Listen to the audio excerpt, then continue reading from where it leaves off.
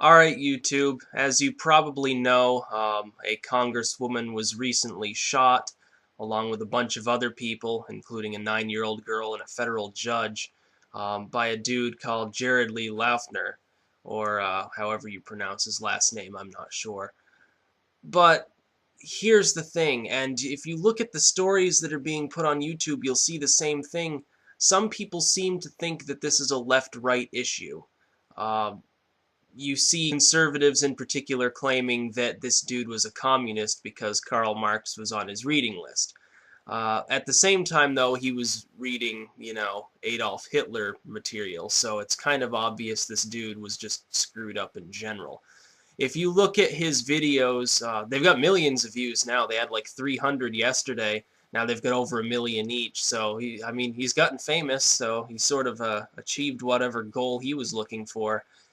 If you look at them, he's obsessed with grammar and at the same time has terrible spelling. He repeats himself constantly. He's using every logical, every improper and illogical force known to man within his videos. He's got 5 of them up. Uh, he's obviously off his rocker. So here's the thing I'm wondering. I'm wondering, number one, you may not have seen the Sarah Palin graphic. The congresswoman who was shot was one of the people listed on that graphic, which was pulled down after this event happened, which is suspicious in itself. You go to Sarah Palin's site, that's where the graphic was, and it was basically a call to take out different politicians who voted for, I think it was Obamacare, or who supported the so-called liberal agenda. And they had crosshairs on them, and lo and behold, this was one of the people who was on there, this congresswoman, and mysteriously it went missing. There's also, as you saw, Twitter, that's a tweet that Sarah Palin put out in which she encourages people to don't retreat, reload, in her typical Alaskan fashion. This is not an issue of left and right. This is an issue of both sides are basically trying to exploit the issue, which is kind of ridiculous, left and right. You know, the left saying, oh, well, he was reading Mein Kampf, so he was obviously, oh, hello, obviously, ultra-conservative, and then you have the conservatives saying, no, he was a communist. Both sides are wrong. He just is screwed up.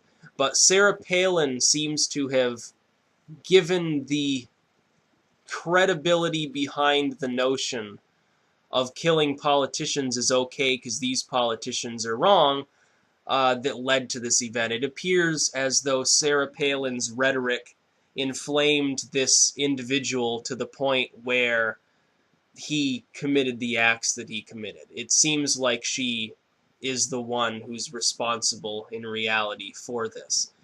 Now, did she envision that this would happen? Probably not, because her fans, the teabaggers, are just as lazy as anybody else, and just as undisposed to lifting a finger to change anything as anybody else in this damn country is.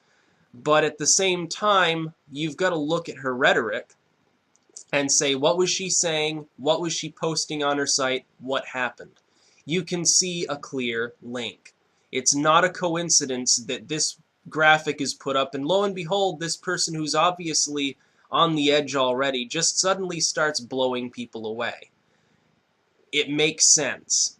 It makes a lot of sense. I think somebody needs to, I think that it needs to be questioned, Sarah Palin's involvement in this, not like she ordered it or anything, but what did her rhetoric cause? Now, we in this country, I know, I'm not for political correctness. I don't generally support the censorship of the public, but Sarah Palin is a political figure.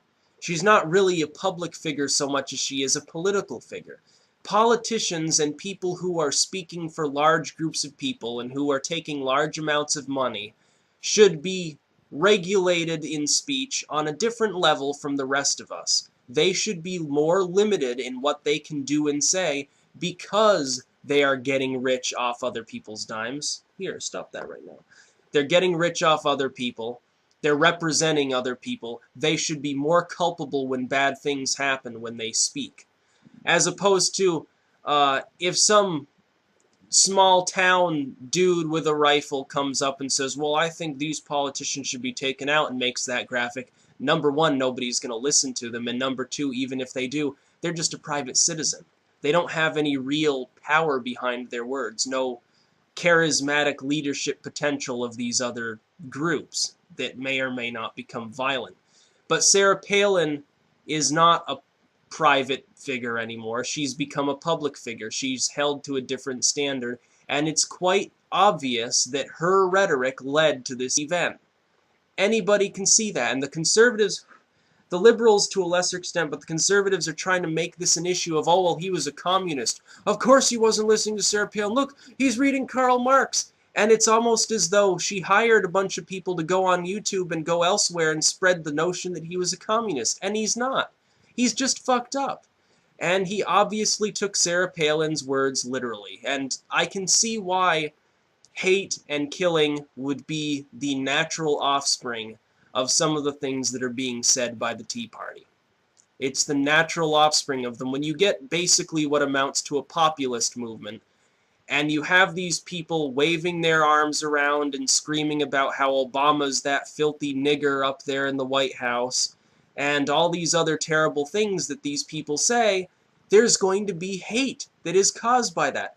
Their speech borders on hate speech every single day. And Sarah Palin is no exception to that. That graphic was inappropriate. It's obvious. If I put a graphic like that up, and something bad happened, I'd probably be called into question by the police. I'd probably be sent to Guantanamo Bay. But Sarah Palin would never do anything like that. She's a good person. No, she's not a good person. She's an asshole. I'll admit on the side that I was sort of hoping when I saw the news story that the shooting would be Jan Brewer. At least somebody who sort of deserves it.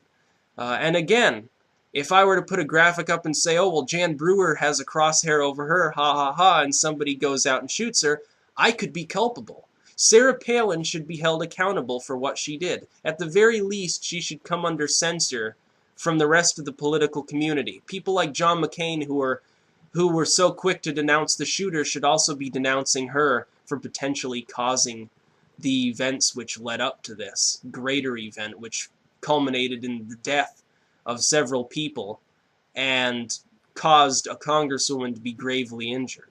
Among the people dead, a 9-year-old. So Sarah Palin's got a lot to think about lately, and I think her ignorance and her stupidity and her arrogance is what leads to events like this. She mouths off without even thinking. And I think that's quite well established. But, yeah, I consider Sarah Palin responsible for the event. It's no secret. She had the tweet up. She had the graphic up. And look what happened. Look what the Tea Party is doing to the United States. It's turning otherwise peaceable citizens into animals. And this dude apparently was kind of screwy in the first place, but it sounds like he was just, reading Hitler and Mein Kampf and stuff all the time. But, when loose-willed individuals get a hold of, potentially inflammatory graphics and tweets and stuff, maybe they start to go even crazier. So people just need to stop being assholes, and that includes and is in some ways limited to people in the Tea Party who have been banging around for the last year, basically talking about Glenn Beck talking about how we ought to have a revolution and how people ought to rise up, and Sarah Palin talking about how instead of retreating, you should reload. That's inflammatory speech. Those are fighting words.